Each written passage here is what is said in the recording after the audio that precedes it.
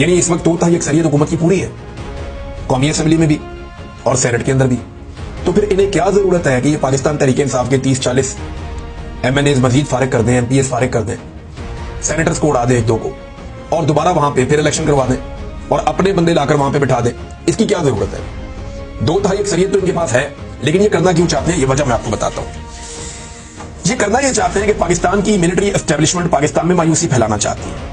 जो एक नई क्लास जिसको इमरान खान साहब पाकिस्तान की पॉलिटिक्स के अंदर लेकर आए और उन्हें पाकिस्तान की पॉलिटिक्स का हिस्सा बनाया, मिडिल क्लास पाकिस्तान की जो मुल्क को चलाती है, वो क्लास जो पाकिस्तान की सियासत में किरदार अदा कर रही है, उसे मायूस करना चाहते हैं। ये उन्हें कहना चाहते हैं कि आपके वोट की कोई कदर नहीं है, हम जो चाहेंगे इस मुल्क में वो करेंगे, लिहाजा आप इररेलेवेंट हो जाएं। आपको याद है पाकिस्तान में आज से 20-25 साल पहले ये एक ट्रेंड होता था, उन्हें मैं सियासत में बात ही नहीं करता, यहां सियासी बात करनी नहीं चाहिए, और सियासतदान सारे ही गंदे हैं, सारे सियासतदानों को गालियां देते थे लोग।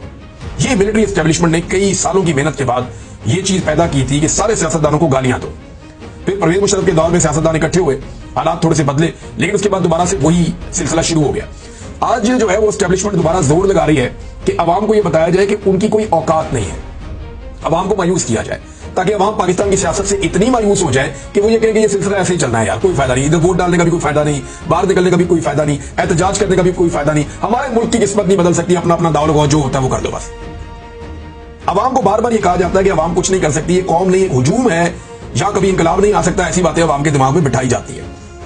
आपके जहन को शिकस्त खुर्दा बनाया जाता है, आपको मायूस किया जाता है, ताकि आपके ऊपर मजबूती से हुक्मरानी की जा सके।